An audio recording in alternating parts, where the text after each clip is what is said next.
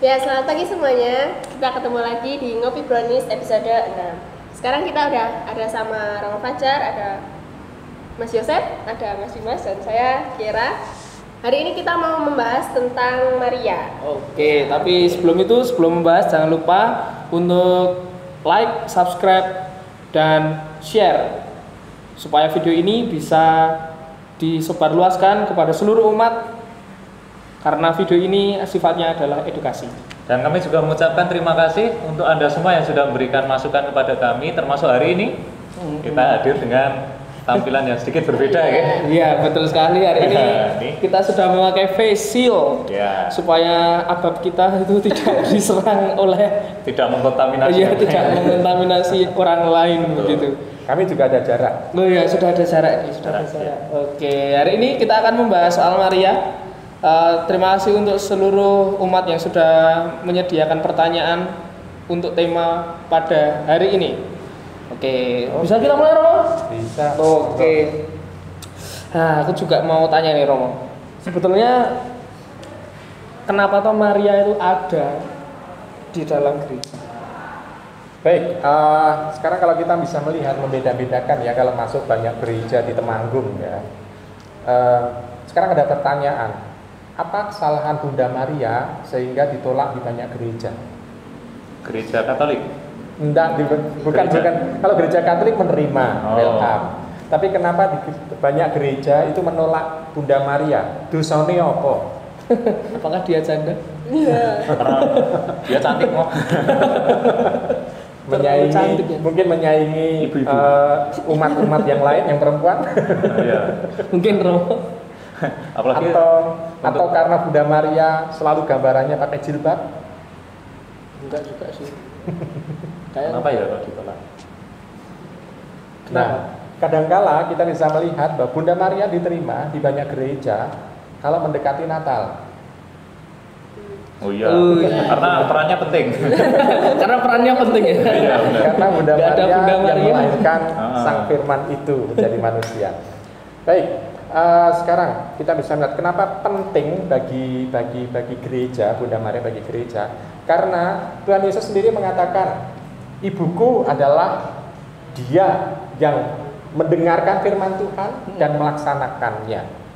Dia adalah teladan kita sebetulnya dalam beriman. Lalu yang kedua, catatan kedua adalah dia itu sekaligus adalah wakil atau seseorang yang bisa dimohonkan untuk mendoakan kita yang sudah bahagia di surga. Dia adalah ratu bagi para rasul juga kan. Dia adalah juga ratu surga juga, kita yakini begitu. Jadi dia adalah teladan itu sehingga kita mohon kalau kita mempunyai ujub-ujub, kita mohon supaya Bunda Maria juga mendoakannya. Mendoakan ya, berarti bukan Maria yang memberi gitu. Misalnya kita mohon, Bunda tolong bantu saya untuk ujian ini, bantu saya supaya saya bisa beli mobil baru gitu. Apakah Maria itu hanya menyalurkan doa kita kepada kita pernah membahas itu ya, tentang Bunda Maria itu bahwa dalam doa Salam Maria itu Salam Maria penuh rahmat, Tuhan sertamu, kata-kata siapa? Malaikat kan? Dan terpujilah buah tubuhmu Yesus. Itu Elizabeth. Nah, ini adalah kata-kata dalam kitab suci, ada dalam kitab suci. Berarti doa Salam Maria itu doa yang kita ambil dari kitab suci juga. Lalu sebagai gereja, kita tidak mengatakan Salam Maria, tapi Bunda Maria, berarti Bunda kita, Bunda Maria, doakanlah kami yang berdosa ini. Berarti kita bisa melihat bahwa Bunda Maria adalah pendukung pendoa kita, pendoa syafaat. Syafaat ngerti kan? enggak. syafaat para rasul. Ya, kalau kita selalu dalam Ekaristi selalu ada doa umat gitu ya. Isinya seperti itu. Oh, itu doa syafaat itu doa. Ya, kita mohonkan doa dari kita untuk kita mendoakan kita. Lanjut. Terus, jadi ada banyak penting. Kalau tadi kan Romo di gereja itu kan banyak patung Maria, banyak di gereja Katolik juga. Nah, kalau dilihat-lihat itu kadang patungnya juga beda. Terus kalau yang waktu di gereja sekarang sama kalau misalnya ada novena salet itu kan juga beda. Nah, itu kira-kira beda-beda. ada beda-beda itu gimana?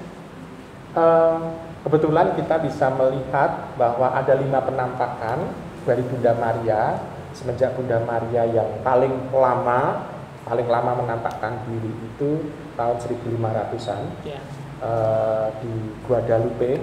Gue dah lupa bukan dong, karena yang paling tua di Meksiko oleh dengan Diego ya, Tuan Diego.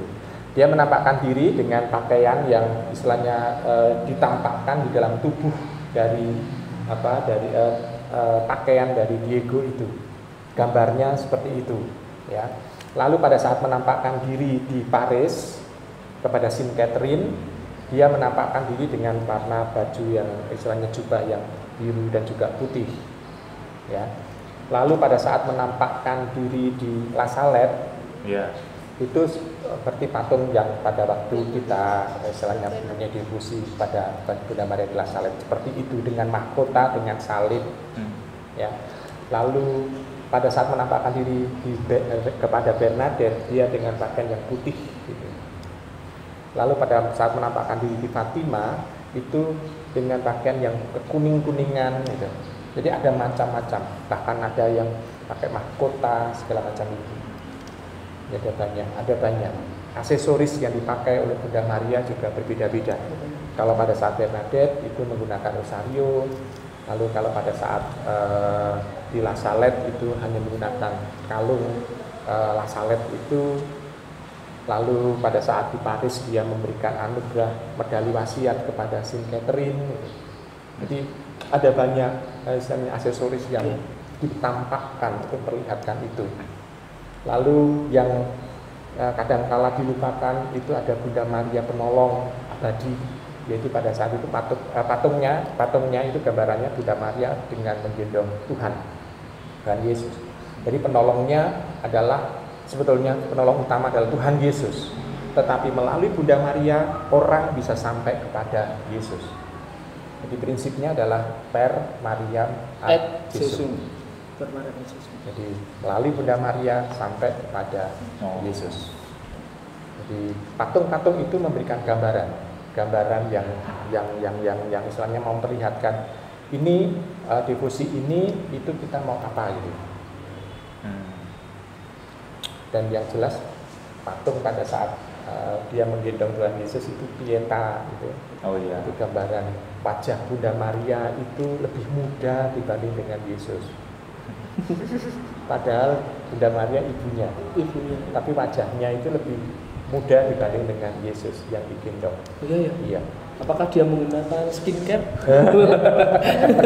Tapi macam-macam juga, patung pieta juga macam-macam, tergantung dari senimannya yang membangun itu dan simbol-simbol apa yang mau diungkapkan di situ. Kalau Maria menampakkan diri di Kertosari gitu, pakai kebaya, mungkin konde gitu ya, mungkin. Tetapi romantika orang-orang Katolik itu menginginkan Bunda Maria itu Bunda Maria yang ala Timur Tengah, tetapi wajahnya Eropa. Kayak Turki ya. Pakaiannya Timur Tengah, tapi wajahnya Eropa. Maria Mercedes di Ambarawa itu mukanya kayak bintang Spanyol kan, Amerika Latin dan lain-lain itu kan. Mungkin itu devosi kamu di depan televisi kan? Bukan dong. Sabir sama. Iya. Nah ini mau kalau bicara dengan kaitannya dengan Maria itu banyak orang yang mengaitkannya dengan doa Rosario. Nah, apakah doa Rosario itu doa yang diwariskan oleh Bunda Maria atau sudah mengalami perubahan secara tradisi dari turun-temurun gitu sehingga akhirnya doa Rosario seperti yang sekarang ada 50 kali Salam Maria lalu dengan doa-doanya gitu, dengan peristiwa-peristiwanya juga gitu. Baik, kita melihat gini aja. Awal sejak kapan Bunda Maria itu dihormati dulu ya? Karena supaya kita bisa tahu kenapa kok ada doa Rosario juga. Bunda Maria dihormati itu baru sekitar akhir-akhir abad pertama atau awal Gereja. awal abad kedua. Pada waktu itu gereja yang ada di Roma itu atau di jajahan Romawi ada di dalam bawah tanah. Karena setiap kali ada orang yang mengaku Kristiani pasti akan dibunuh menjadi martir. Lalu gereja dalam kegelapan istilahnya ya, gereja ada dalam suasana kegelapan. Nah, di situ penghormatan pada Bunda Maria belum tampak. Yang dihormati adalah para rasul dan para martir, orang-orang yang mati syahid itu yang dihormati. Atau mereka yang terbebas dari hukuman, orang-orang akan menghormati dia. Tetapi Bunda Maria itu kelihatannya tidak begitu dihormati. Lalu mulai abad kedua itu mulai ada istilah baru. Bunda Maria adalah Hawa baru. Hawa yang baru. Kenapa?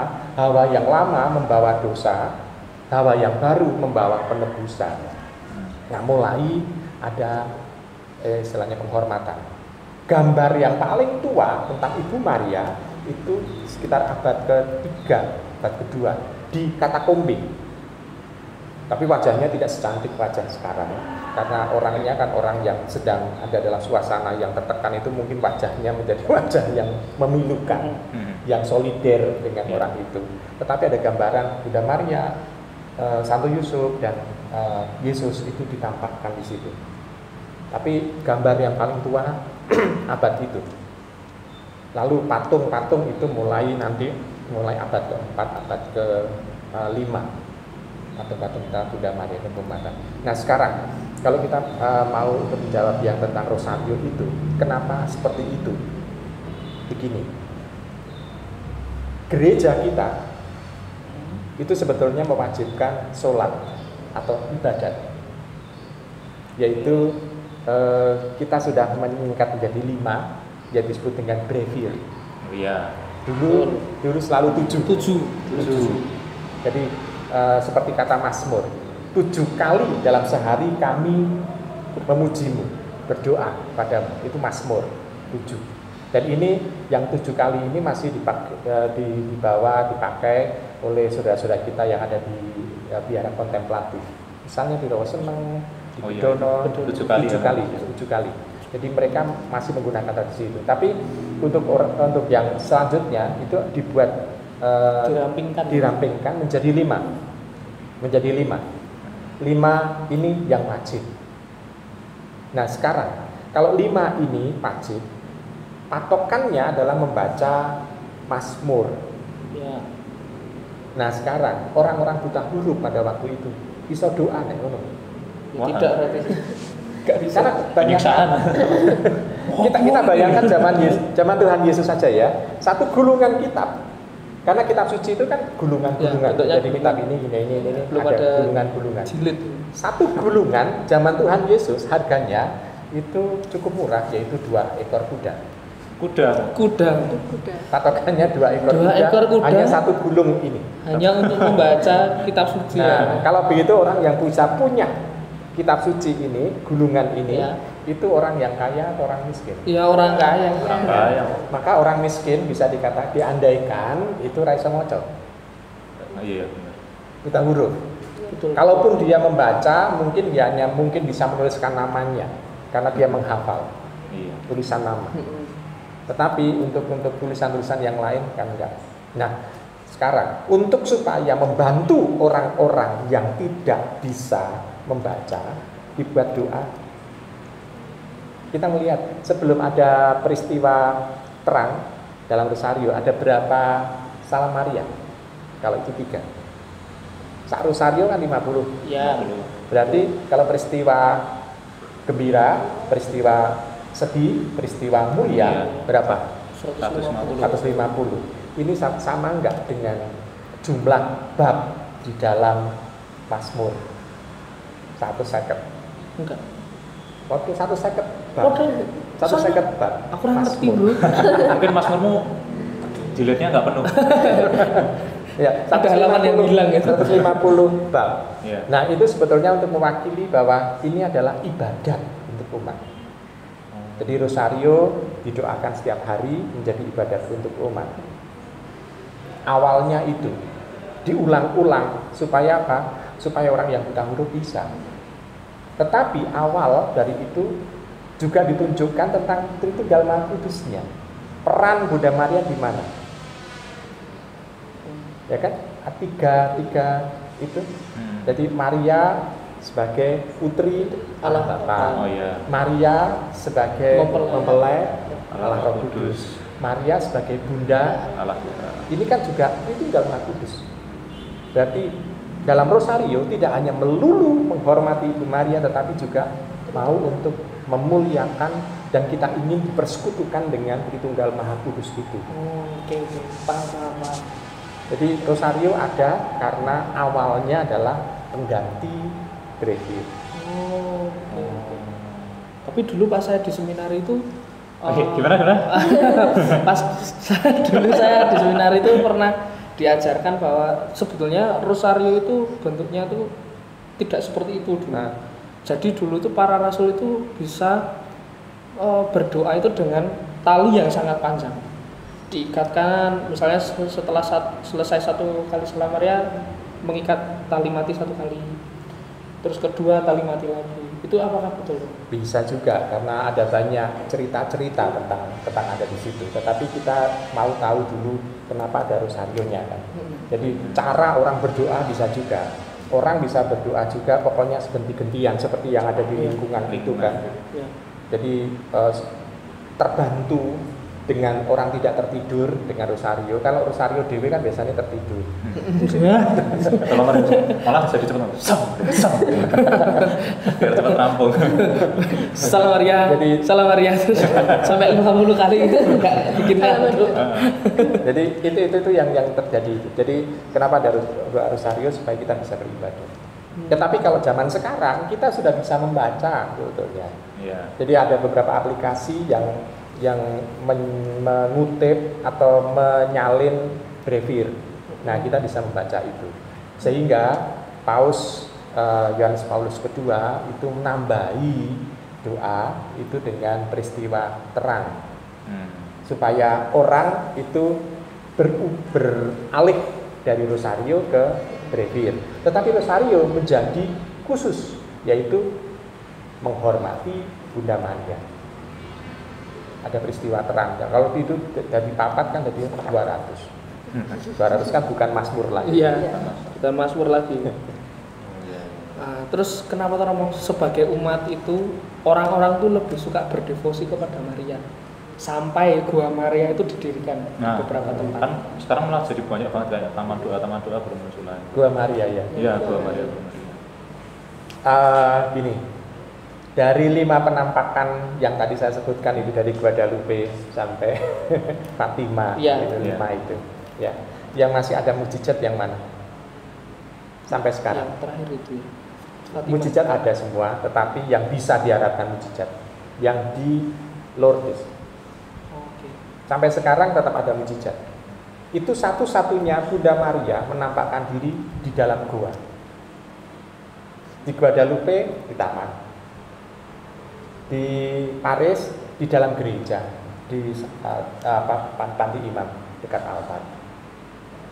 Terus di di La Salette di padang. Terus di Fatima di kebun.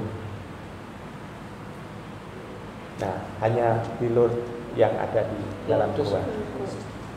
Nah, di situ kan kita bisa melihat bahwa orang pergi ke Lourdes itu tujuannya pertama mau mencari Bunda Maria, mencari Tuhan atau mencari mujizat. Kayaknya wisata tapi diselipi ziarah.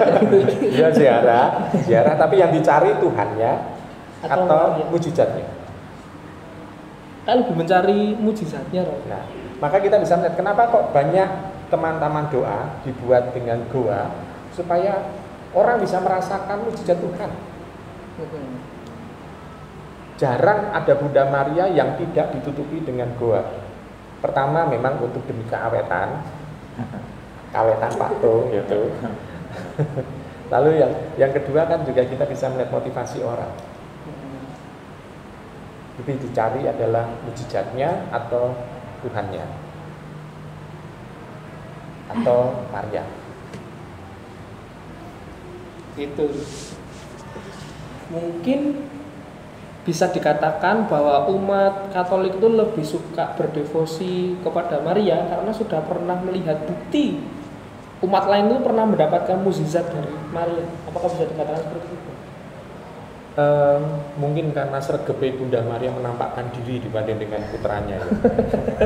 Banyak waktu senggang gitu. Karena banyak sekali orang mengalami secara pribadi dan itu diakui oleh gereja juga bahwa Bunda Maria menampakkan diri. Sedangkan kalau mujizat-mujizat dari Yesus itu lebih tampak mujizat Ekaristi, tentang tubuh, istilahnya komuni menjadi tubuh dan darah gitu. Itu lebih banyak begitu dibanding dengan kehadiran Tuhan Yesus yang menampakkan diri. Nah, memang ada beberapa orang-orang suci mengalami kehadiran Tuhan Yesus, misalnya Maria Alacoque yang mengajak kita untuk Jumat pertama. Tapi karena Bunda Maria lebih banyak sehingga orang merasa bahwa Bunda Maria lebih dekat dengan kita. Lalu yang kedua, kedekatan kita dengan seorang ibu itu yang membuat orang itu mudah untuk mengungkapkan banyak hal kepada sosok perempuan.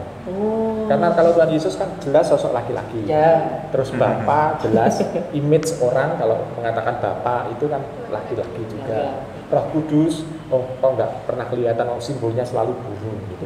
Jadi sulit untuk untuk mengungkapkan banyak hal. Nah, pada sosok seorang ibu itu dia bisa berkeluh kesah dan mohon bantuan doa.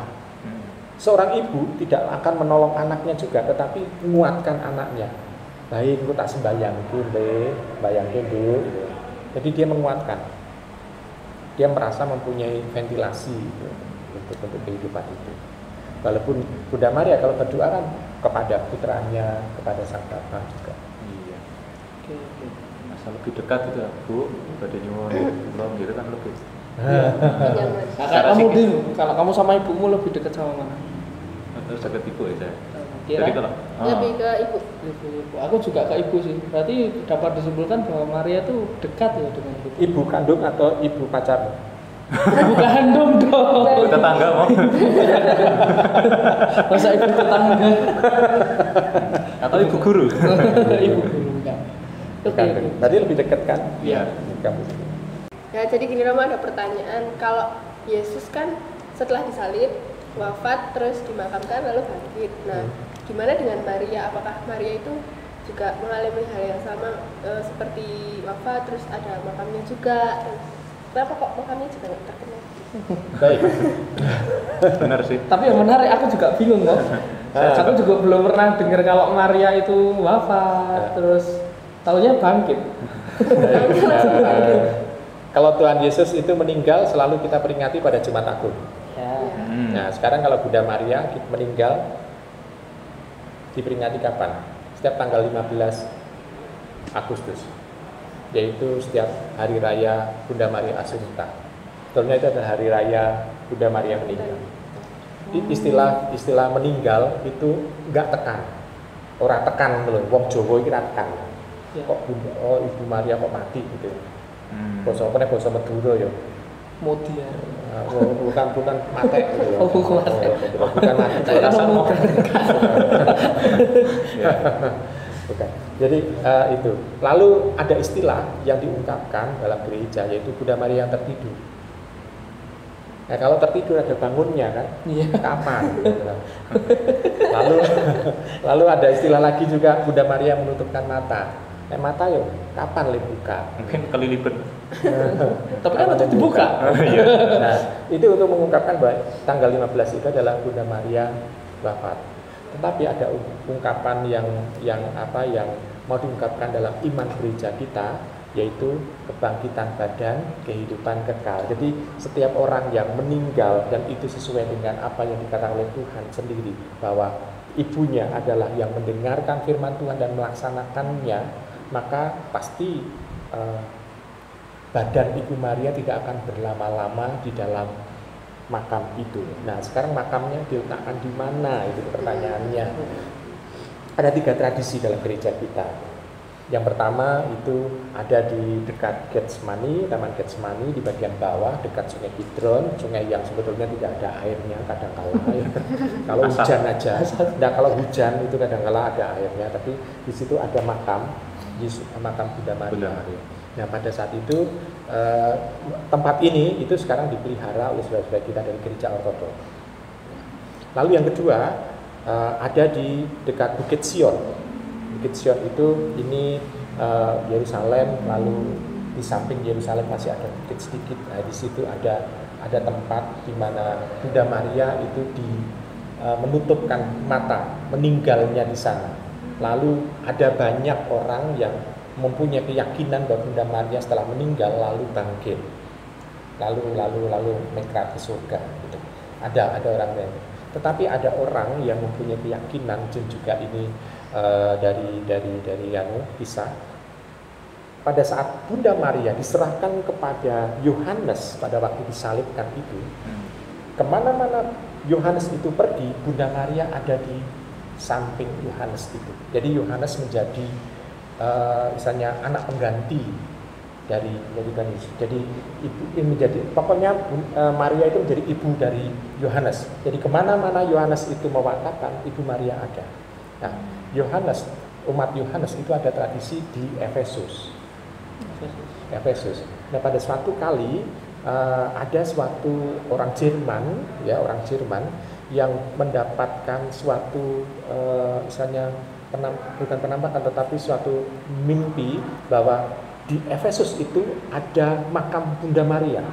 Lalu dia mengatakan di sini tempatnya. Lalu ada penggalian arkeologi. Ternyata memang di bawah itu ada gereja, ada tulisan namanya Bunda Maria, ada semacam gereja. Tapi dari ketiga makam itu tidak ada satupun itu badan Maria. Jadi itu Bunda Maria. Maka gereja dengan bangga mengatakan bahwa ada Bunda Maria naik ke surga. Jadi ada 3 tempat yang diyakini dalam tradisi gereja dulu awal itu sebagai tempat Bunda Maria pernah dimakamkan. Mana yang betul ya hanya Bunda Maria yang bisa jawab. Itu adalah misteri Tuhan ya. Ya bukan misteri Mungkin Tuhan tapi milik Bunda Maria juga nggak tahu mau kan Bunda Maria yang dimakamkan. Iya. Orang sekitar mungkin. Mungkin orang yang memakamkan ya misalnya. Atau mungkin dikremasi. Nah, ini mungkin pertanyaan terakhir ya. Tadi kita sudah membicarakan bahwa untuk Bunda Maria, seorang Ibu Yesus, ada banyak devosi, ada banyak penghargaan, mungkin seperti Gua Maria gitu.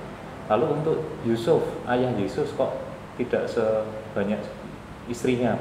Nah, ini yang bagi saya ada ketidakadilan. Nah. Yusuf itu dalam kitab suci tidak pernah ada satu kata pun yang muncul dari mulut Yusuf. Selalu hanya diceritakan oleh narasi.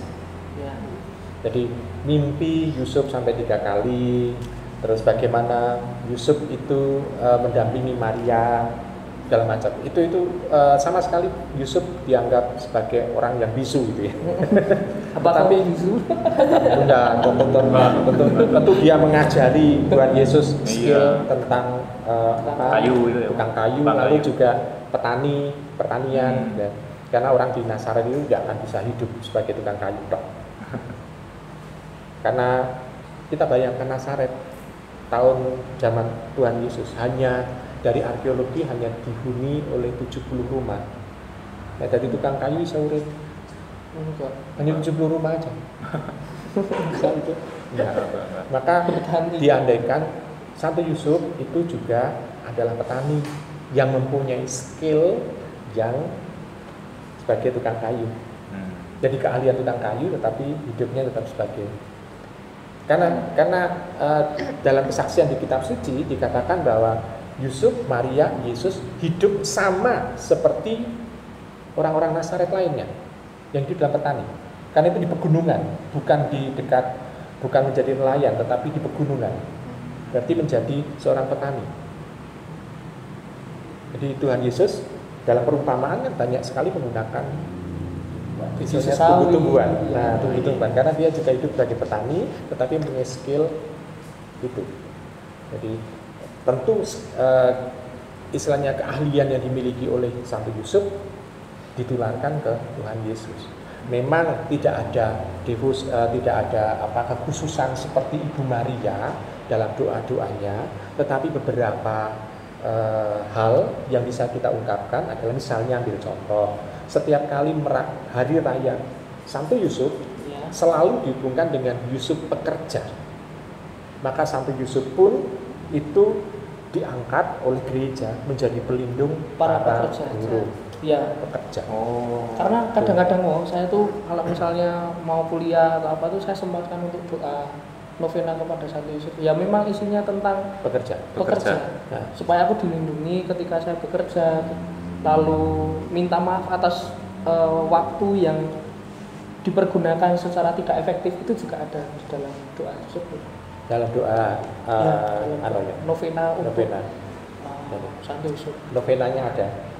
Lalu litaninya juga ada, lalu devosi kepada Santo Yusuf juga ada.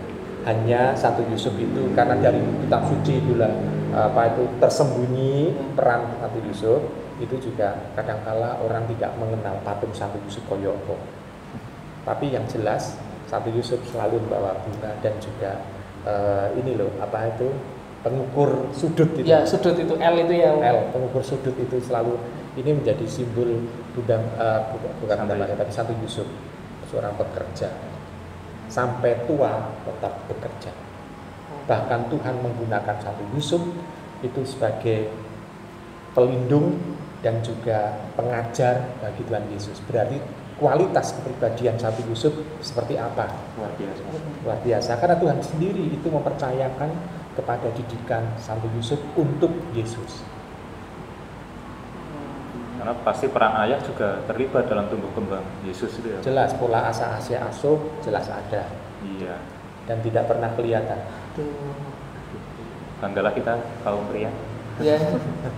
Banggalah kita sebagai orang Katolik, ternyata devosinya lengkap. Untuk Maria ada, untuk Yesus ada, Roh Kudus ada. Nah, tadi pada waktu off air juga dikatakan oleh Dimas, orang-orang yang dekat dengan Yesus itu selalu sebut Maria. Selain Maria ibunya, ada Maria saudara dari Marta, disalibkan itu, dan waktu Maria Magdalena, ya, lalu mengajak Maria istri Kleopas, dan Maria lainnya. Nah, itu apakah Bunda Maria? Maria lainnya adalah kita semua sebetulnya. Kita semua, Maria lainnya, supaya kita juga menyaksikan kebangkitan Tuhan. Jadi tidak hanya mengenang Tuhan yang bangkit, tidak, tapi kita merasakan kebangkitan Tuhan. Sehingga kita bisa menyingkat Maria, manusia-manusia yang rindu Allah. Manusia rindu Allah, Maria. Benar. Atau dalam bahasa Inggris kan Mary, M-A-R-Y. May Almighty reach you. Luar biasa. Will you marry me ya? Bukan. Belum saatnya kamu mengucapkan itu nanti. Orang pacarmu yang Oke, perbincangan kita luar biasa pada hari ini. Terima kasih untuk semuanya yang sudah menonton. Apabila ingin menonton episode-episode sebelumnya, silakan tonton di kanal YouTube Komsos Temanggung. Terima kasih sudah menonton. Sampai jumpa. Jangan lupa subscribe, like, dan share video ini supaya video ini semakin berkembang dan kita semakin bisa melayani umat Temanggung. Jangan lupa berikan kami masukan lewat komen di channel YouTube Komsos atau di IG dimanapun. Silakan, kami menunggu komentar dan masukan dari Anda semua. Oke, terima kasih. Sampai jumpa. Berkat dalam.